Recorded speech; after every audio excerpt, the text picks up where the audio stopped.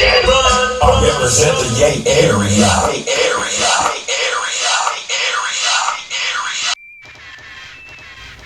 Hey, before we go any further, if you haven't seen 1984 when rap took over, or 1985 when the West begun, stop here and tap back. Those episodes set the foundation because 1986 doesn't make sense without them. Now welcome to 1986. AKA I am not like the rest of them, I'm not on the list. Catch what I'm saying, I drop lines like a scientist. My melodies in the cold. It's 1986. Adidas wearing, never caring, drug dealers on every corner, but not desperate. They getting money. Hustling, selling drugs or shooting dice, not robbing, not stealing. Getting their hustle on, doing their thing, stacking big bank. You know what I mean? Squares in school watching it, all from the sidelines. Fly young ladies admiring the confidence, the style, the presence. Different worlds, different paths, but one thing in common. And that's a love for the beat in the street. And hip-hop is right in the middle of it all. So they don't have to scream. This is the year hip-hop stopped asking for permission. This year, style, money, street logic, and lyrical skill all collided, all came together. And today we're breaking it down the only way Classic Flow does.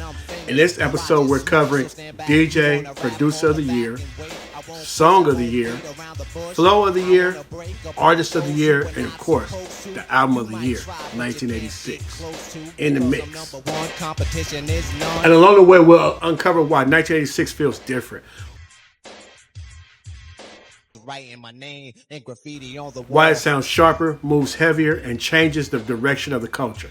This is Classic Flow, the mix, the culture, the movement. I'm DjRon, the Classic DJ from the Bay. Welcome to my channel. This is Classic Flow, where the music, the culture, and the movement meet.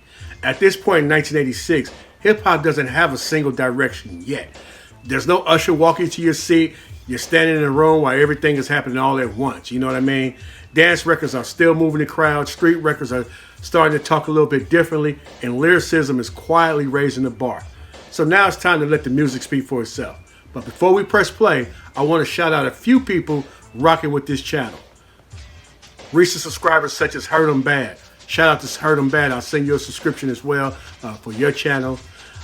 Next is Vidal Alvarez. I believe I'm saying that right. Shout out to Vidal Alvarez. And last but not least, Natural Born Hot Wheeler. What's up to the Natural Born Hot Wheeler?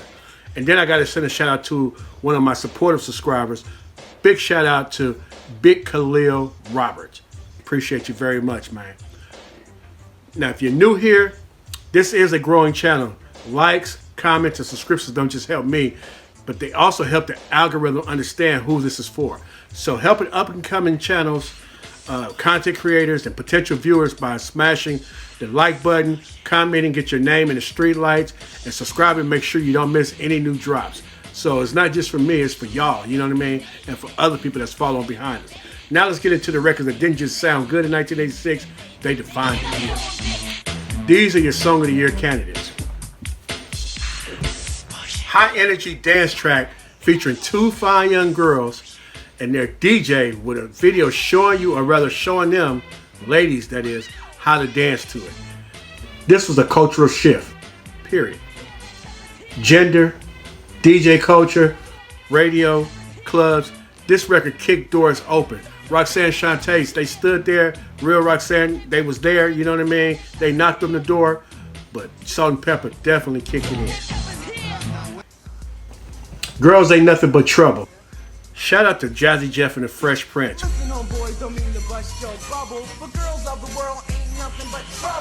For those of y'all know Will Smith, the movie star who slapped Chris Rock and everything, you know, we see what he done now, but understand this. Will was nothing nice with the mic, although he came across in a nice way. Let me explain. To hear this is to hear one of hip-hop's best comedic storytellers. Will's storytelling was charisma, it was driven, and it was pure personality. Then we go on to Paul Revere. This is another great story. This is cinematic, meaning like movie style, rap storytelling with real detail and pacing. The three brothers, two of them, well, one of them is on a journey, and then he meets another one, and then they ran into the third one that was a mutual friend, you know what I mean? But you got to listen to the story again to really understand how it came together.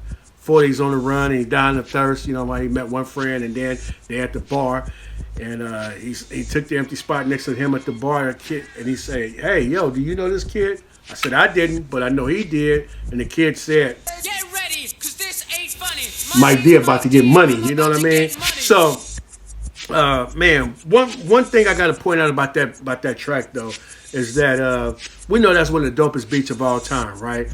And a lot of times we come across good stuff by accident. It'd be by mistake. And this is no different. You know what I mean? Shout out to DJ Run and Run DMC. Legend has it, as the story goes, that they was in the studio and they was getting ready to finish laying the vocals for it. You know what I mean? So bam, the instrumental goes on, and Run by accident hits the button and spins the beat backwards. And all of a sudden they're like, it sounds even better like that. You get what I'm saying? So there you have it. A little known story about how the Paul Revere beat came to be. You know what I mean? Then we had MC Ren rapping over a beat with it going backwards. Dre did it a few times, as a matter of fact, and other songs as well. But that's where it first started at. Beat going backwards. Shout out to Beastie Boys. More importantly, Run DMC.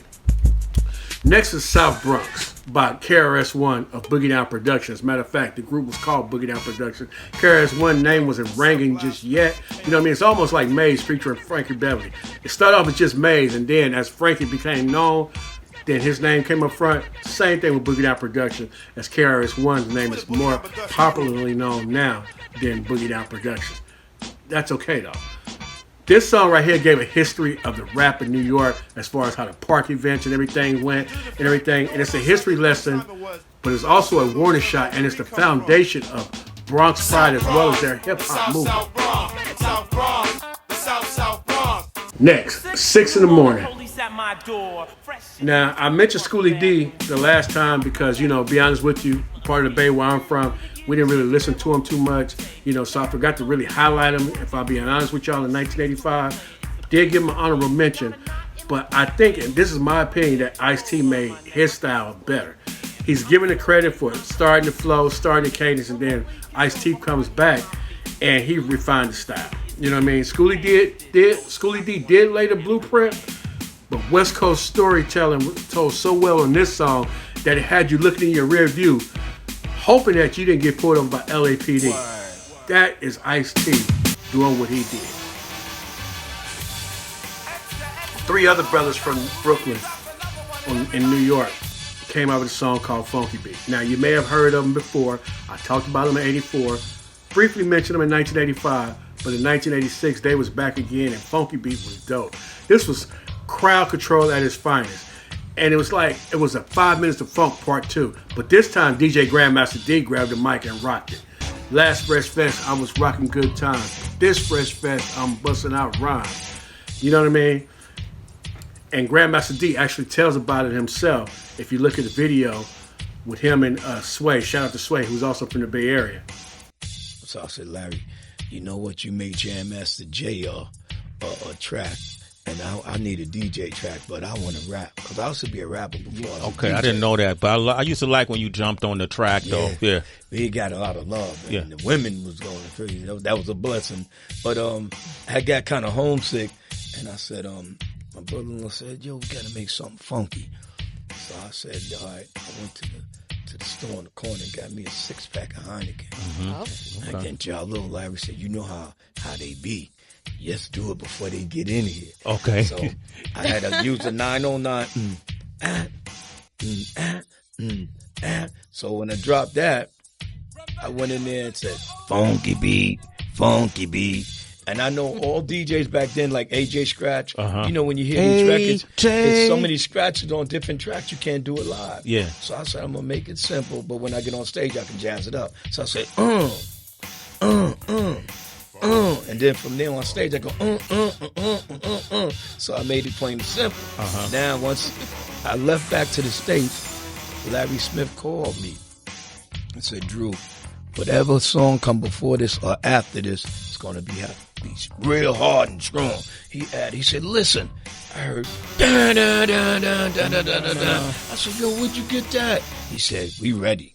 you ready? And that's when I came and created. Remember what I was doing last year? I said last Fest I was rocking Good Time. And I was cutting it up on the turn. Now this Fest I'm busting out rhymes. And when I'm on the set, take total control, rock your mind, your feet, your body, your soul. And it went from there. And then Jalo added their verses, and it just took That's off. how funky beat, man. Damn. Let me tell you one thing about this song right here. Just like funk, just like 5 Minutes of Funk had its standout moments that people like to sing along, it was nothing like hearing a crowd chanting in unison. Not a Houdini's inside the joint. You know what I mean? That was just the line. But you know what? I might as well go and let y'all know right now. This next song is definitely the song of the year. Eric B is president by new kid on the block. His name was Rakim, and he had his DJ. You know what I'm saying?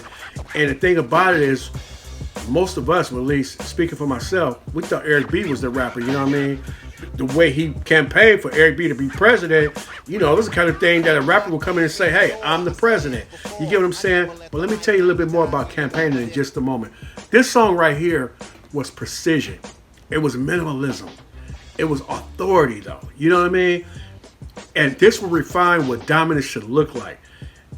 This was the original version, not to make 'em clap. That came out the next year. We'll talk about that in 1987. We'll sticking to 1986. Every verse on this sounded well rehearsed. My mind remains refined. All kinds of ideas. Self-esteem makes it seem like a thought took years to build.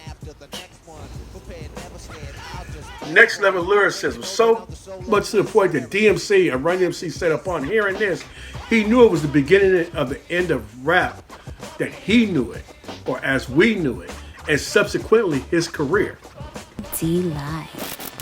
Yeah, I'm glad you brought that up. How did Run DMC respond to that? Run DMC, I got to give them mad props because no other group would have did what they did. And DMC said that once he heard Big Daddy Kane and heard Rakim and heard EPMD, he knew his time was up. Nobody at that status is going to mention it like that. I got that on. I could show you a video of him saying it. Like he knew. He's like, yo, what Rakim changed the landscape of where the rap was going. Me personally, I'm not sure if this was a diss, but think about it. DMC said that stood for Devastating Mic Controller. And then here come Rakim. Run DMC had just dropped Raising Hell in May of 1986, and then we hear this in June of 86. Now, I could be reaching, but just listen. I don't bug out or chill. Don't be acting ill. Keep in mind, You Be Illin' was one of the songs on Run DMC Raising Hell. Well, it was Run's solo joint. We're going to talk about it in a little bit because that's this same year, right? 1986. But DMC was the dummy that was illin' on the song, if you really pay attention to it, all right? So again, I don't bug out or chill. Don't be acting ill. No tricks in 86. It's time to build. Eric B. Easy on the cut. No mistakes allowed. Because to me, MC means move the crowd. Think about it. Run DMC, I've said it before, they're my favorites of all time. That's why I'm dressing homage to, the king. Understand what I'm saying? But he was all rocking Adidas. Let me just get that straight too. Nike had his year in 85, 84. Puma had his year in 85, but Adidas, we're going to talk about why, but Adidas, it was on and cracking for Adidas though, you know what I mean? But for Rakim to say, to me, MC means move the crowd, is a great preempting to the next line. Run DMC is not really known for party records, especially not up to this point. They have some good music. Don't get it twisted. Something you can listen to, some you ride to, but not necessarily dance joints. So for him to say, after he said MC means move the crowd, I made it easy to dance to this. But can you detect what's coming next from the flex of the wrist? Say indeed, then I'll proceed. This is what I'm talking about, lyricism right here. He's talking to the listener while he's making you dance. Can you detect what's coming next from the flex of the wrist? That's for the DJ, you know what I mean? Because at that time, DJ would mix to keep the music going and everything else, and apparently that's what Eric B was doing. As a matter of fact, then he says, say indeed. In other words, answer what I'm saying. Answer that question, and if you say yeah, Then I'll proceed because my man made a mix. Talking about Eric B. And if he bleed, we don't need a band-aid to fix. Am I reaching? Yeah, okay. Because it's definitely not like a new rapper will come along in the game and try to take out the winners at the top, right? Right? Nah, they don't do that. Kendrick didn't do that. 50 didn't do that. And of course, Rakim didn't try to do that either. Tell that to DMC. Oh, I skipped one. Gigolo Tony, Smurf Rock. Okay, we got the award, right? You got that clear. Song of the Year, Rakim. But I still got to mention this one because we already know about the East Coast doing their thing, and we know the West Coast started to make their noise. You know what I'm saying? We talked about Ice-T on this song or whatnot, and don't get it wrong, man. Like I say, Ice-T was definitely a lyricist from New York, but he claimed the West. But then this song from Chicago came about though, Smurf Rock. It was like a dance electro kind of song. It was a novelty, you know what I mean? But the thing about it though is move the bodies, you know what I'm saying? It was for club crowds, for the roller rinks, and DJs love to put this on because anytime that the crowd would kind of die off a little bit, you just come back with boom, boom, boom. You know what I'm saying? And it captured what people were doing in the moment. You know what I'm saying? They had some charging going on, my mama, yo mama, you know what I'm saying, and stuff like that. But it was energy, it was repetition, and it was chant cadence. You know what I'm saying? It gave the people something to go along with it. This record is functional hip hop, and if the floor was dead, Smurf Rock will wake it up. Nobody studied it though, you know what I mean? But they did react to it when that song would come on. Now, let's just compare this just for sake of conversation. Let's compare it with Eric B and Rakim. Rakim, on the other hand, was about lyricism. He was about structure, but it was all about technique. You know what I mean? It seemed like his whole purpose was just come out, just refine or redefine what rapping was. You know what I mean? It was for the MCs. It was for people who love music, and it was also for future generations. You know, people like Nas who came along and really patterned his career in style of Rakim. You know what I'm saying? And you still got a lot of people today who go back and say Rakim is the best that ever done it. I'm not one of those people, although he's definitely the best from the 80s. You know what I'm saying? He's definitely one of the best from the 80s. But his skill set was emphasized. He had an internal rhyme. He had breath control. He was complex and everything else. And he really changed how rappers wrote their rhymes. I mean, forever. Everything's been changed, right? Well, mumble rappers, you know, we can figure out what they're saying. We can see if they was influenced by Rakim. But first, we got to understand what they're saying, right? The thing about it is this. Rakim didn't make people dance first, though. But he made a lot of rappers stop and rewind and study. What did he say?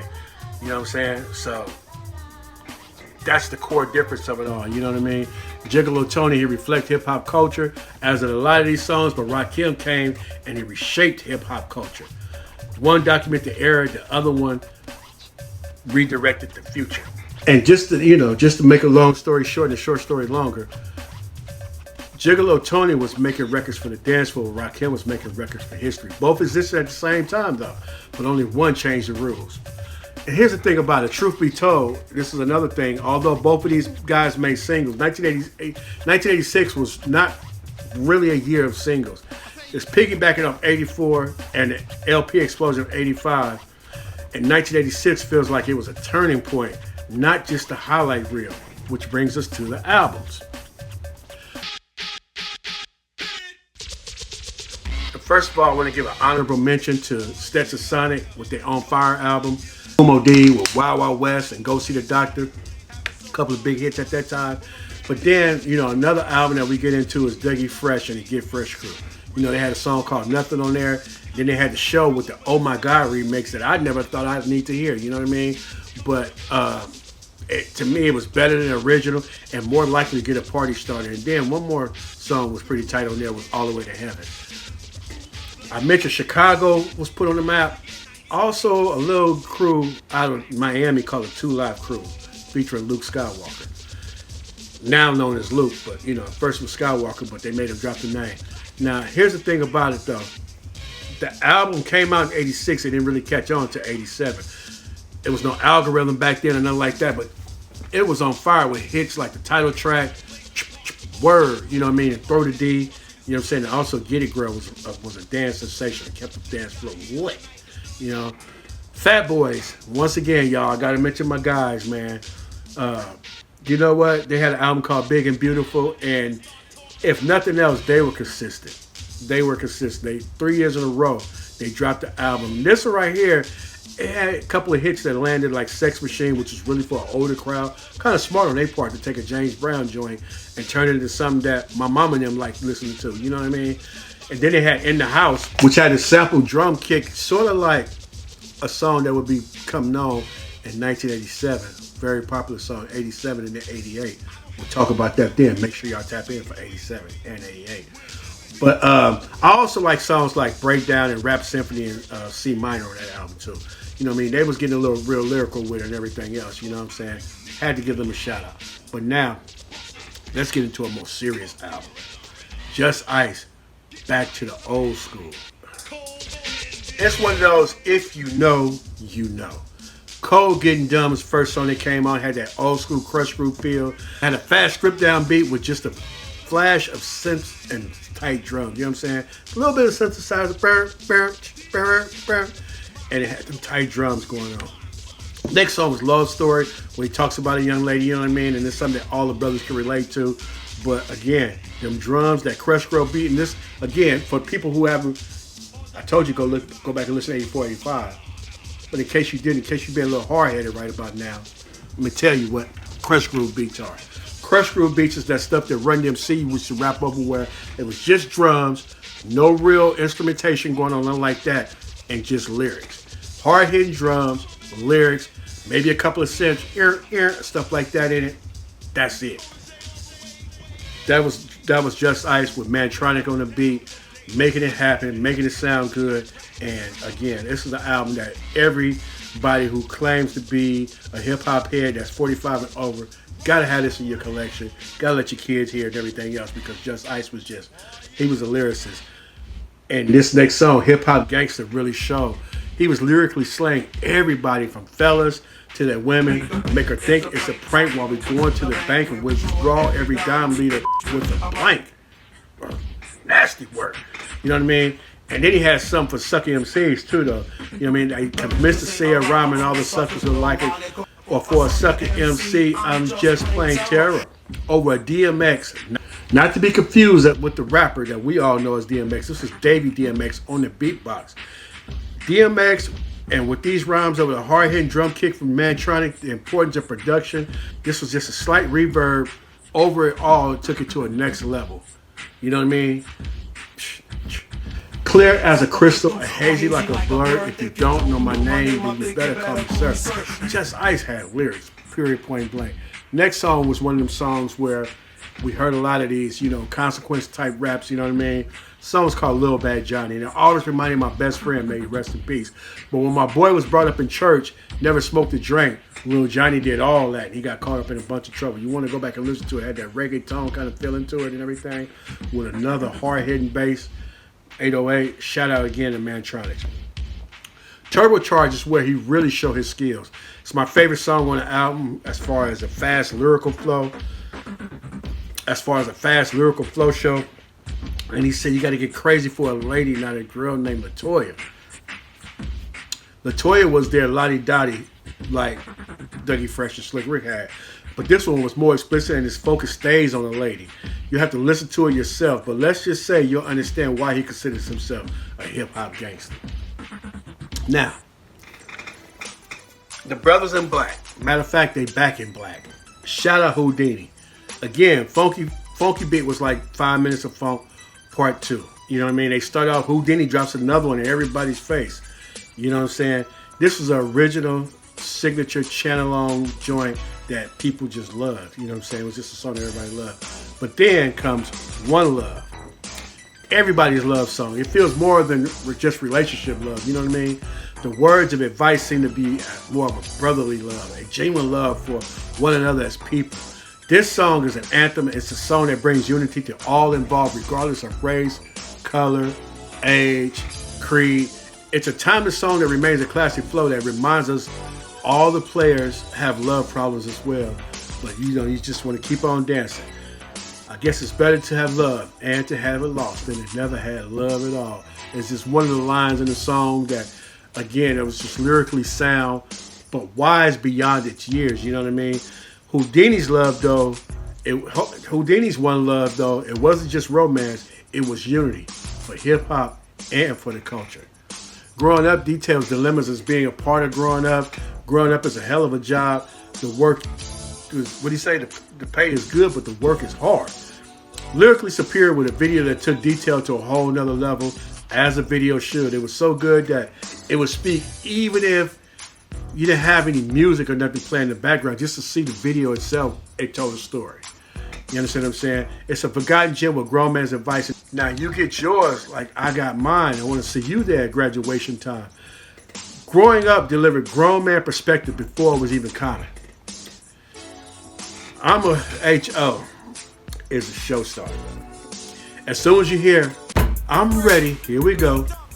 Party people bum rush the dance floor. Even to this day. Some songs are not released as a single, but it still becomes the culture's favorite. And this right here had a chant along that was so strong that a DJ could just drop the beat and the crowd would still be on. Then it had Grandmaster D's echo scratch going on in the back, and it ascended the beat so deep that it would just bust your power drivers if they were on 12s or 15s. Shout out to the homie KD. But think of the iconic first lines though Jalil delivered was some say it's an art, some say it's a shame. You would give me your body before your name. As a matter of fact, this is Jalil's solo, and it just showed that he for sure could shine on his own. This was pure culture. DJs know. Drop a like or a comment if you're ready for a Jalil solo project. I'll be sure and let him know. One of my Facebook friends, you know what I mean? Now, this next song is an unsung hero of a track that most of y'all heard only because you had the cassette. It was not on the album. How dare you just basically saying that, look, I'm going to be me, the best me that I could do. How dare you try to tell me to be anything or anybody else? If you never heard this song, go listen to it because I'm sure it's words, it's lyrics that will apply to this day. Now, Fugitive may be my favorite track on the album. Matter of fact, this might be my favorite track from Houdini. Remember how I told y'all Rick Rubin's incorporation of the rock guitar really elevated the rap game? Well, several rappers and groups followed suit, and this is Houdini's contribution to the cause of solidifying and signifying that rap music was here to stay. It's true, my friends. Who said they saw my poster hanging up on the wall? Man, Ecstasy starts it off. And quite frankly, this is Escape Part 2. Remember, I told y'all this is the formula for a lot of early albums. If they had success their first time around, basically duplicated by coming back with songs similar to the first time around. So, first album was Escape. This time it's The Fugitive. Remember, he's escaped, so now it's The Fugitive. And it just goes on with just game and lyrics that are still true to this day. You know, when you got Jalil saying stuff like, never mind where I was, just here I am. And right here and now before your very eyes, I was scared to do. I was scared to try. See, I was taught the early bird always catches the worm, and a lesson well taught is a lesson well learned. Woo, if I let you get ahead of me, you know it's you instead of me. If opportunity knocks, I gotta be ready, see? He who hesitates is lost, and the price that you pay is called the cost. So Ecstasy comes along and he basically clears the song out, right? With his epilogue, you know what I mean? And he said, those days are gone and I'm on the move. I love how he said, I got a summer sedan for a year less than even got a warrant out for me, you know what I mean? And my best friend in the world is not a dog, boy, or girl. Remember, like I said, with LL Cool J, I had my rating and everything. This song right here just really resonated with me because he said, my only friend in this world I know is my portable TV radio. So when we get up, out, and on the go, we always travel in stereo. Man, true for me. From beatbox to Walkman to the cars I drove, every one of them had to have the beat, and this is a song that I still rock to this day. Next is Echo Scratch. Just another song that's just so dope, you know what I mean? And they just talk about their formula for it all, you know what I mean? To serve the people what they want. Yes, that's what Grandmaster D or whoever it is on the talk box is saying. And they just talk about different ways how they just come through and they do their thing, you know what I mean? Coming from the old school days where didn't have battles, they had showdowns, so everybody's put into the spotlight where they could rap or mix of both if they like. Houdini, Back in Black, they came through and they had something to say. A couple more songs on that album right there, but we're going to go ahead and move to the next album. This right here makes a strong case as well for album of the year. Just like Houdini, and to some people, this is y'all album of the year. Beastie Boys' License to Ill. Only because of what it did to the culture, it brought more eyes than any single album up to that point, and it doesn't get album of the year. You want to know why? Because it's too many skips. If you've been listening to me, y'all know I like albums. I'm ranking albums where we could just put it on and just let it run all the way through with nobody wanting to hit the skip button at all. First song is the first one that does just that. Rhyming and stealing. It has them as pirates of the rap game, and unfortunately it proved to be true. This song had its moment, but it's our first modern day skip. If you play it today, you're going to skip that song. Sorry, it just is what it is. The new style is where they get the party started. And they showed that they'd gotten their study on of the prevalent rappers of the time, most notably Run DMC. They traded rhymes just like them, and they may have been a little bit crazier. Father to many, married to none, and in case you're unaware, I carry a gun. And then they come on and say, man, I had to get a beeper because my phone is tapped. Lyrical tag team lyrical tag team times 3, and it's the breakbeat that gives us that first glimpse of a real hip-hop feel and Run DMC's an undeniable influence. Cruising down the street on a hot summer's day, just me and my posse and MCA. She's Crafty shows their ability to rap and storytellers about a lady who rides home with them and then cleans them out. Sounds simple, but for some reason the story never gets old. You know what I'm saying? Posse in Effect comes on after that, and pure hip-hop, and that beat was dope. I mean, dope. Slow Rider's another pure hip-hop jam. I'm a gangster. I'm a prankster. I'm the king of rock. All fly ladies are making a buzz, but I can't pay attention because I'm on that dust. Of course, we didn't, of course, I don't condone that kind of activity. Never have, never will. But that's what they was talking about, which next song was Party for Your Right to Party. Party for Your Right to Fight. That's what it's called. Got it mixed up with another song. Don't trip. Skip this one and tune in for 1988. You'll see exactly why. But on side 2, No Sleep to Brooklyn. Rock guitars, y'all. Rick Rubin at it again. But this time over the beat from Fly Girl, which came from, I forgot the name of the original song. If I remember, I'll drop it here. But it was the drum tracks that did their thing, and they flowed on that one. I can't even front. They flowed on that one, you know what I mean? Nice contribution to the rock rap thing. And then Paul Revere, once again, excellent storytelling with impressive attention to detail. He told a little story that sounded well rehearsed. 40s on the running that he's dying of thirst. The brew was in my hand, and he was on my tip. His voice was hoarse. His throat was dry. He asked me for a sip. A lot of people didn't get that part right. You know what I mean? This song, this might be the most maybe that's what we might call it. This might be the most impactful album of 1986, y'all. There's a couple more cuts on there and everything, including Slow and Low, which, let me just go ahead and drop this on y'all now because I love to give y'all new knowledge. Slow and Low was originally a Run DMC song. Let it flow, let yourself go. Slow and low, that is the tempo. Oh, yeah. It was Run DMC song, but they gave it to the Beastie Boys because, clearly there's always a group that when you got a good thing going on, there's clearly a group that's going to come along who's going to imitate that and try to have the same success. Enter the Beastie Boys. But speaking of Run DMC, look at here. No Run DMC, no Beastie Boys. And Raising Hell is the album of the year, y'all. We know that these other groups was good. Houdini was great. Beastie Boys was great. And everything. But this was Run DMC's year. And if you don't know, or if you didn't know, as soon as they kicked it off with Peter Piper, which actually is an ultimate ode to the greatest DJ in the USFA. I know what y'all thinking. They're back. Their best album and the first single is, if you listen to it, about Jam Master, King of the Crossfader. He's the better of the best. Best believe he's the baddest. Yes, they perfected their trading rhymes and everything. Yes, they get their jabs in. But the song is about Jam Master Jay. And I like to say he's not black, but his name is Jay. It's Tricky is probably their most popular song due to the video game SSX Tricky. When we had the snowboarding game, me and my sons used to love it. and used to go crazy when that song used to come on and everything else. But this started as a breakbeat rhyme flow in concert.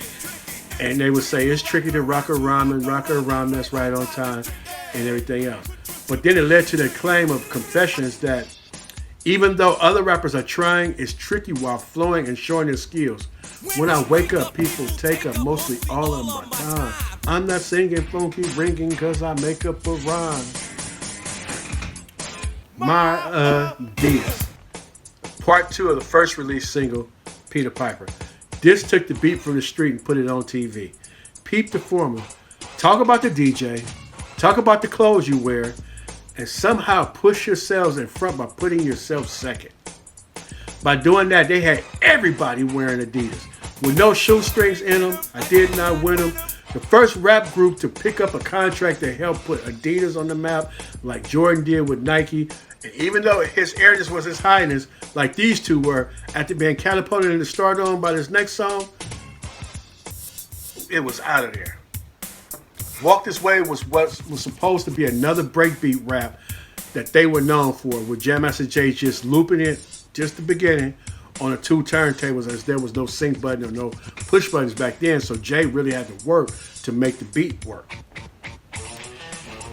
This became a staple in what they were famous for by not only taking them higher into the stratosphere, but also reintroducing, rejuvenating, and re-elevating Aerosmith along with them as they all walked the same way to the bank.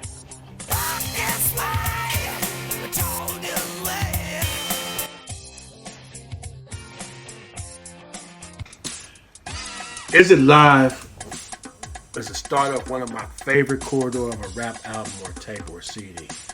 It's not overly lyrical, it's no tongue twisting flow show. It's just a rapping and bragging over a tight combo of 808s, snares, and congos that native Africans will be proud of. Then there's perfection. The rap, the beat, and the flow are just that. Even the style is perfected on this one. Got bass, tone, use cologne. Man, it took me back to the days of being in the back of the bus on the way to Adams Junior High School, reciting just like they did, and they released it just in time for the summer. Perfect timing. Hit It Run was DMC's solo on the album.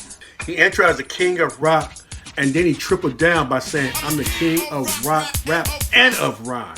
I deal what I feel, and it feels fine.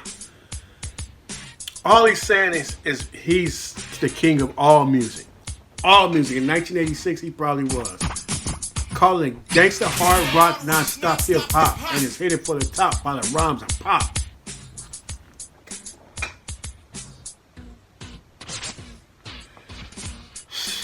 Nasty work, D.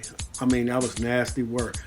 So for him to feel threatened by Rakim says a lot about Rakim, because D and his pen was at the top of their game at that time. Raising Hell, this is the last song that successfully used a guitar. I say successfully because, a couple years later, they had a couple songs, but the era was kind of over for Run DMC. But this one was for the streets. Started with their signature sound and trade-off delivery. Kings from Queens come kings. Run makes it clear that it ain't just DMC who's the king, though. He's got his own style, too.